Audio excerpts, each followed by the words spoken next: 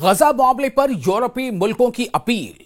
जंग बंदी मुआहदे पर मुकम्मल अमल दरामद को यकीनी बनाया जाए। Croatia, Cyprus, France, Greece, Italy, Malta, Portugal, Slovenia, Spain जैसे मुल्कों का इसराइल को झटका। दोस्तों, बहरे रूम से मुतसिल 9 यूरोपीय ममालिक ने यानी यूरोप के 9 देशों ने दुनिया से अपील की है कि गजा के जख्मों पर मरहम रखा जाए, इंसानी इमदाद के तमाम दरवाजे खोले जाएं और काबिज इसराइली जारहियत के बाद तय पाने वाली जंग बंदी मुआहिदे पर फौरी और मुकम्मल दरामद को यकीनी बनाया जाए।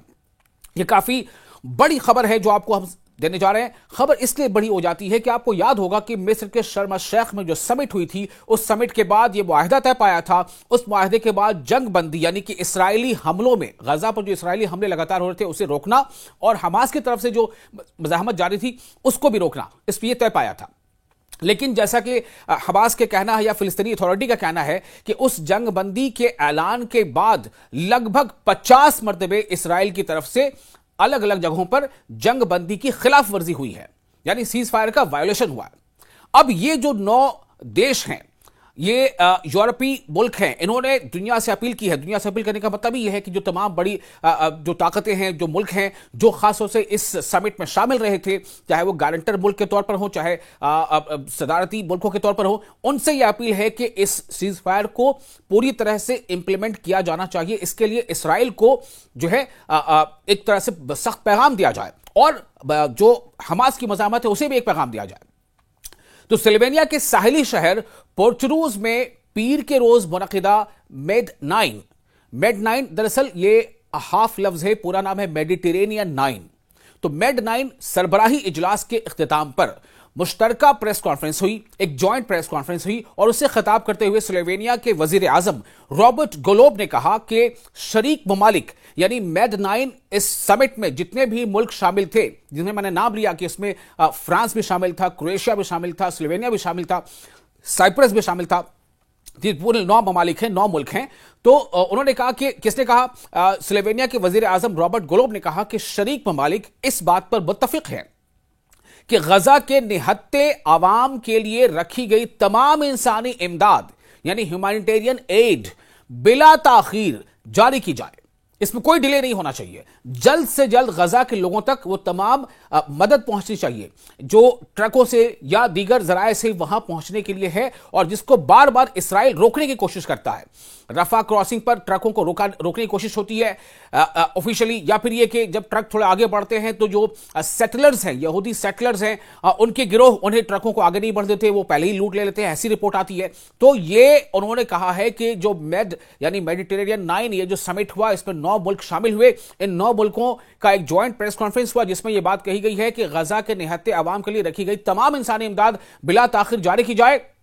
उन्होंने वाजे किया कि महसूर और भूखे, महसूर यानी घिरे हुए, हर तरफ से घिरे हुए,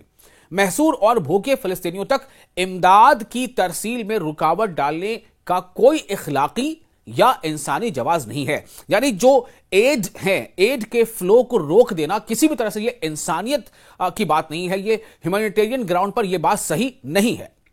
गोलोब ने काबिज इसराइली यानी ऑक्युपायर इसराइली हुकूमत पर जोर दिया कि वो फौरन रफा गुजरगाह यानी रफा क्रॉसिंग समेत तमाम सरहदी रास्ते खोल दे ताकि गजा के बर्बाद शहर में इंसानी इमदाद की आजादाना तरसील को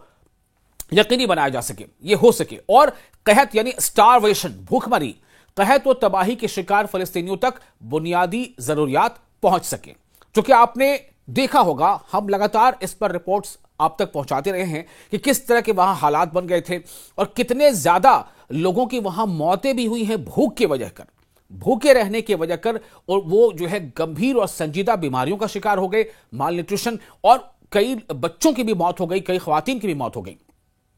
तो उन्होंने मजीद कहा है कि इजलास के शुरका यानी ये जो मेड 9 जो समिट हुई, इस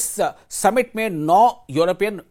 देश शामिल थे और इसमें तमाम जो पार्टनर देश थे, जो शरीक देश थे, उन्होंने आलमी ज़राए अबलाग यानी इंटरनेशनल जो मीडिया है उसके नुमाइंदों को गजा तक रिसाई देने यानी कि वो गजा तक जा सके। आप सोचिए कि इंटरनेशनल जो जर्नलिस्ट है या मीडिया रिलेशंस है, ऑर्गेनाइजेशन है,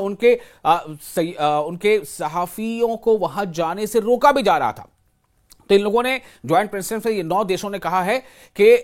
उन तक, यानी कि जो इंटरनेशनल मीडिया है, उनको गजा तक जाने दिया जाए और जमीनी सतह पर अमल दरामद की निगरानी के लिए बैनुल अक़वामी मुबस्सिरीन के तकर्रुर की हिमायत की है। यानी कि ये जो ह्यूमैनिटेरियन एड का फ्लो है वो वहां तक हो पा रहा है कि नहीं, वो गजा के लोगों तक पहुंच रहा है कि नहीं, गजा के लोगों को वो मिल पा रहा है कि नहीं, इसकी निगरानी की जाए और इसके लिए इंटरनेशनल जो ऑब्जर्वर है वो वहां पर भेजे जाए। इस अहम इजलास में, जिसका नाम है MED9 यानी मेडिटेरेनियन 9, इस अहम इजलास में फ्रांस, साइप्रस जिसे कब्रस भी कहा जाता है, फ्रांस, साइप्रस, यूनान यानी ग्रीस, क्रोएशिया, इटली, माल्टा, स्लोवेनिया, स्पेन और पुर्तगाल के नुमाइंदों ने शिरकत की। उर्दन के बादशाह, उर्दन यानी जॉर्डन के बादशाह अब्दुल्ला दोम और यूरोपीय कमीशन की सदर उर्सुला फॉन डेर लाइन भी इजलास में शरीक हुई। और तमाम लोगों ने इस बात को रखा कि इसराइल को यह चाहिए कि किसी भी तरह से गजा में ह्यूमैनिटेरियन एड का जो सिलसिला है, जो काफिला है, उसको ना रोके, उसे जाने दे। यह समिट, यह इजलास ऐसे नाजुक मौके पर हुआ है जब काबिज इसराइली यानी कि ऑक्युपायर इसराइली, जैसा कि फिलिस्तीनी अथॉरिटी बार बार कहती है, काबिज इसराइली वज़ीर आज़म बेंजामिन नेतन्याहू, जो जंगी जराइम और इंसानियत के खिलाफ जराइम के इर्तिकाब पर बैनुल अक़वामी फौजदारी अदालत को मतलूब हैं, उन्होंने तेल अवीव में अमरीकी एलची स्टीफन विटकोफ और जेरेड किश्नर से मुलाकात की थी। यह मुलाकात उस जालिमाना वाक़े के अगले रोज हुई जब काबिज इसराइली लड़ाका तैयारों ने गजा पर क़यामत खेज बमबारी करके 45 निहत्ते फलस्तीनी शहरियों को शहीद कर दिया, जैसे कि फिलिस्तीनी अथॉरिटी की रिपोर्ट है, जिसके बाद 10 अक्टूबर से नाफिज जंग बंदी के टूटने के खदशात शदीद हो गए। यह जंग बंदी, यह सीज फायर, यह कब से नाफिज है? 10 अक्टूबर से। 10 अक्टूबर से यह सीज फायर लागू है और अभी पिछले 10-11 दिनों में, 12 दिनों में ही हालात ऐसे हो गए हैं कि वहां पर फिर से तकरीबन 40 से 50 बार इसराइल की तरफ से जगह जगह जो है इसके वायलेशन की खबरें आ रही हैं कि इसराइल ने ऐसे वायलेशन किए हैं। और यहां तक कि जो एयर स्ट्राइक है, यानी कि हवाई हमलों से बॉम्ब गिराए गए इस बीच, और जिसके नतीजे में कई वहां पर हलाकतें हुई हैं। यह भी याद रहना चाहिए कि स्लोवेनिया, जो इस वक्त यूरोपीय यूनियन की बारीकी सदारत संभाले हुए है, यूरोपीय यूनियन की जो प्रेसिडेंटशिप है इस वक्त, वो स्लोवेनिया के हाथों में है। तो यह भी याद रहे आपको कि स्लोवेनिया, जो इस वक्त यूरोपीय यूनियन की बारी की सदारत संभाले हुए है, उसने 2024 में फिलिस्तीन को एक आजाद रियासत के तौर पर तस्लीम किया था, 2024 में ही। अभी जो सितंबर का महीना जो गुजरा है, गुज़श्ता सितंबर में स्लोवेनिया ने बैनुल अक़वामी फौजदारी अदालत के जारी करदा वारंट, गिरफ्तारी की बुनियाद पर, जो गिरफ्तारी वारंट जारी उसकी बुनियाद पर नेतन्याहू की अपनी सरजमीन में दाखिले पर पाबंदी आयद कर दी थी, जो उसके उसूली और अखलाकी मौक़िफ़ की रोशन मिसाल है। कई मुल्क ऐसा कहते रहे हैं कि अगर हमारे यहाँ नेतन्याहू आएंगे तो हम गिरफ्तार करें, चूंकि इंटरनेशनल क्रिमिनल कोर्ट जो है उसने नेतन्याहू और उनकी काबीना के कुछ वजीरों के खिलाफ अरेस्ट वारंट तक जारी कर रखा है। तो ये सूरत हाल है और उम्मीद की जानी चाहिए कि जो यूरोपीय यूनियन के ये जो 9 ममालिक है, 9 मुल्क है जो काफ़ी ताकतवर है, और इन्होंने अब ये मांग रखी है कि गजा में किसी भी सूरत में जो ह्यूमैनिटेरियन एड है उसका सिलसिला थमना नहीं चाहिए, और जो निहत्ते गजा के जो लोग हैं उन पर न तो कोई हमला हो और न ही उनको इमदाद यानी कि ह्यूमैनिटेरियन एड उसे रोका जाए। ये इसराइल के लिए एक बहुत बड़ी कहीं ना कहीं इसराइल के लिए धचका है। और आपने हालिया दिनों देखा था कि सीज फायर से पहले किस तरह से तमाम यूरोपीय देशों में, लगभग यहां तक कि अमेरिका में भी और कई अरब ममालिक में भी जो है जबरदस्त प्रोटेस्ट शुरू हो गए थे इसराइल के खिलाफ। और उसका नतीजा था कि वर्ल्ड के तमाम बड़े लीडरों ने ऐसा सोचा, समझा और सीज फायर को कागज पर लाया। लेकिन सीज फायर के लागू होने के बाद इस पे जा बजा इसके वायलेशन भी हुए हैं, और अब एक बार फिर से दबाव बनाया जा रहा है कि किसी भी सूरत में इसका वायलेशन ना हो और इसको शद-ओ-मद यानी word after word, word to word इसको लागू किया जाए।